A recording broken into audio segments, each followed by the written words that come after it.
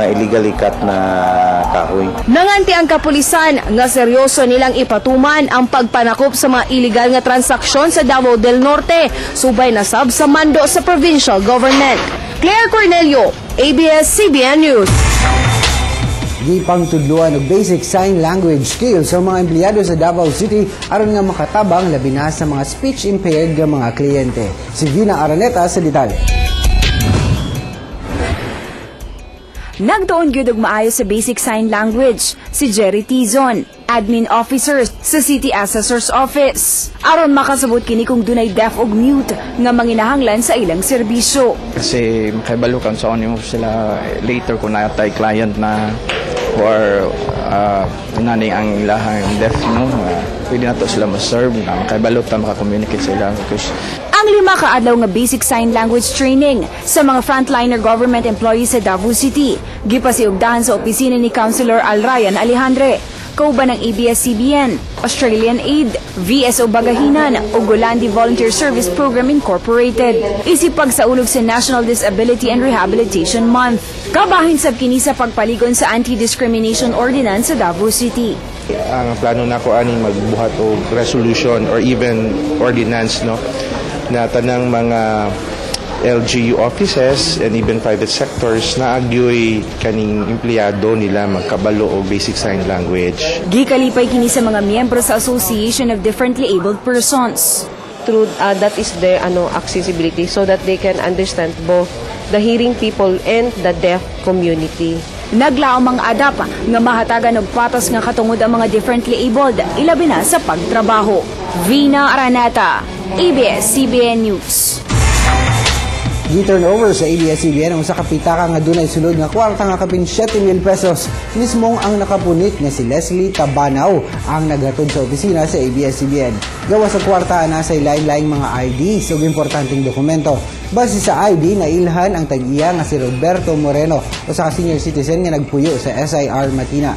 Para sa tag-iya pwede i-claim ang pitaka sa ABS-CBN Davao Shrine Hills Matina, Davao City ug pagdala lang og proper ID.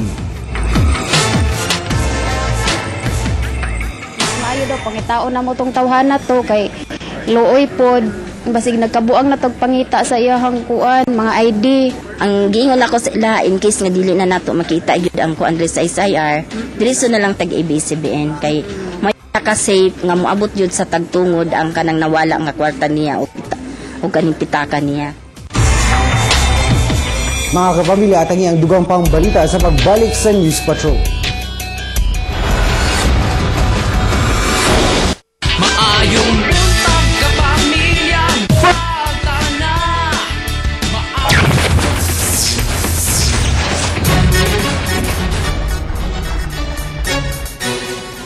Yan ay ikaduhang ratsada sa News Patrol. Diduduhang drug pusher sa Kapalong, Davao del Norte nadakpan sa mga pulis ug wanted sa kasong illegal drugs na sikop sab sa kapulisan sa Santo Tomas, Davao del Norte. Si Claire Cornelio sa detalye.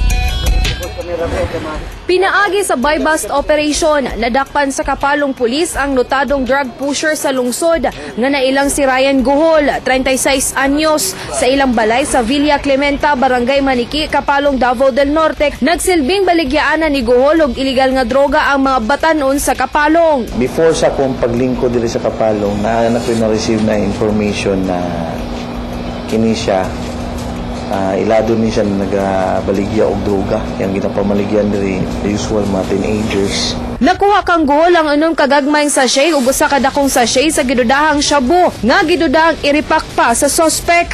Admitado ang sospek nga nabuhat niya kini pang sustento sa iyang pamilya. Pang pamilya ra jud. Pasakahan og paglapas sa Section 5 ug 11 concealing og possession sa RA 9165 ang sospek. Karong bulan, si Guhol ang ikatulong sospek nga nadakpan sa Kapalong pulis nga nalambigit sa iligal nga droga. Sa Santo Tomas Police, naaresto si Willie Gokong base sa warrant of arrest sa kasong illegal drugs. Gawas niini, nag-atubang sab siya og kasong illegal possession of firearms, human nakuhaan og armas og direct assault, human misukol sa kapulisan nga midakop kaniya. Upon implementation, so kanis to ang suspect, nisukol siya sa itong mga kapulisan, gani confident siya nga musukol kay naa siya'y armas nga iyang likuptan. Nagbahad ang kapulisan sa mga drug pusher sa Davao del Norte nga dili maundang ang ilang operasyon hangtod sa dili madakpan ang mga nagpaluyo sa illegal nga droga sa probinsya. Claire Cornelio, ABS-CBN News. 16 ka mga parisan ang libreng gikasal sa kasalan ng barangay. Social ang venue kay sulod mismo sa mall sa Davao City. Si Danjo Revilla sa report. Namo, kadaghanan na mga laki. Kani ba inyong katupad sigurado mo na? Kini ang pahayag ni Mayor Rudy Duterte sa 16 kababayan nga nagpakasal sa ilang mga kaipon ug uyab sa Abriza Mall atol sa kasalan ng barangay sa 20-C Davao City. Apil sa gikasal ang 20 katuig nang mag-live-in nga sila Omar Sabella ug Melody. Kinsa dako kayo ang pasalamat kay libre kini sa gastuhonon. Di ginamo ugong sa mong kalipay karon. Di na mo maisulti. Nandito na, happy na. Kay Juan na. Totally family na niya akong madala. Wala siyempre nawala ang aras ug singsing sa mga gipangkasal ug ang halok sa bag-ong kinasal.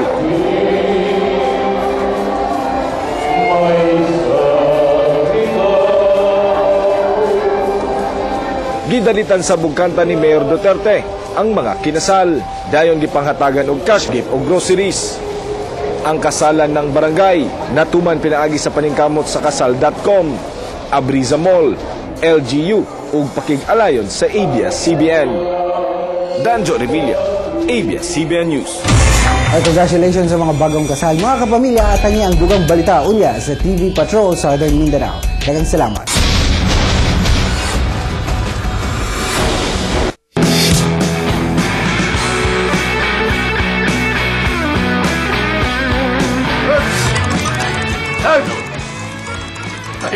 Tambol ka, Nerf ba?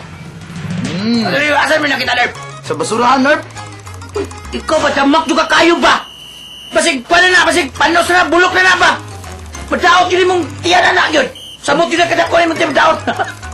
Tako man yung mga, Nerf. Pero, ay kabalang, Nerf, kaya dito mo na ako nagkikos na di na bubulok. Sama? Sige na, kayo magtunga ta. Hachacha! May bundag! Mindanao! Ano yan ang inyong Riding in Tandem! Siyempre ka man ako mga kalansalme nga si Idol na ko! Pero buyag, ka ba ako tisoy nga si Inday Tanini? Buyag ka ba? Ayan, may buntag sa mga viewers nato sa may buntag Mindanao. Og welcome din sa MOR Tisgutan karon natin trivia kay usama ko sa pinaka prestigiyoso nga pasidungog sa mga artist, mga igala, labi na sa music, no? Ang World Music Awards para sa recording artist nga naay kita base sa ilang worldwide sales figure. Maganda kong kita nga mga singers, no? O din makadawat sila mga Millennium Awards like Michael Jackson. Yes. The King of Pop, Mariah Carey. Sila nakadawat og male and female category for world's best-selling recording artist of all time. Aba? O yan, dila ka na mga kapamilya. Siyempre po magpapildi si Lady Gaga. Kay ubay-ubay po ang iyang nahakot nga awards adtong milabayng 2010. Sa World Music Awards, doon na siya nakuha nga Best New Artist, World's Best Pop Rock Artist, Best Single sa iyahang Poker Face, Poker Face, and World's Best Album para sa iyang album nga The Fame, ug syempre World's Best Selling nga American Artist of the Year si Lady Gaga. Og di lang karong 2013 duha ka Pinay mga kapamilya ang nominado sa maong event. Mao ang Asia Songbird na si Regine Velasquez og ang pop star princess nga si Sarah Geronimo. Ayan, dinominado ang duha sa tulo ka kategorya Earth Isip World's Best Female Artist, World's Best Live Act o World's Entertainer of the Year. Wow, congratulations sa ilang. Sir, congratulations ni ba, sir? Okay, Jean, no? Okay, Jean. Kay Regine, congratulate na ko, Jean.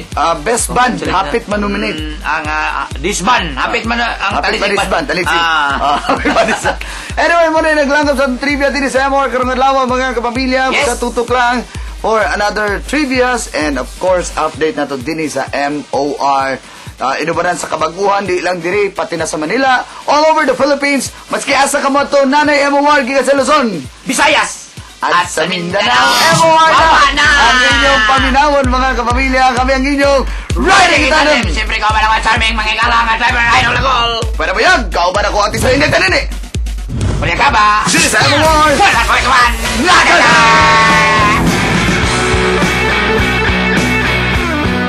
Let's go! Thank you guys. Pero para sa mga Facebook likers, ano na to ang prize of the week. Ano prize of the week kay usa ka?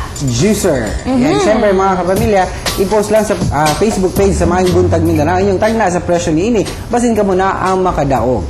Ayan. Siyempre, pasalamatan natin ng sponsor, Claude. Yes, thank you so Max. Precious Paculs, Masalo Clinic and Pharmacy Center, Libre Waxing Salon, Metro Lifestyle, kay Lizelle of Hair to Die for dagang salamat. Dahil sa Grand City Mall, dagang salamat. At siyempre, good morning lang kay Miss Bambi and Albert Bangwa. Sa atong landscape, kay First Kate, dagang salamat ug ang Dream Home Furniture, thank you so much. And Miss Torres Alejandro of Officious, thank you. Happy viewing kay kanhi Congressman Mark Cagas. Nagtana daw siya karon. Happy birthday to Bian Zili Pantinople Gakit from Mama Leonie. Yan, hangtod ugma po mga kapamilya, magpadayon kalingawan din sa Mayong Buntag, Mindanao. Happy birthday! Let's go!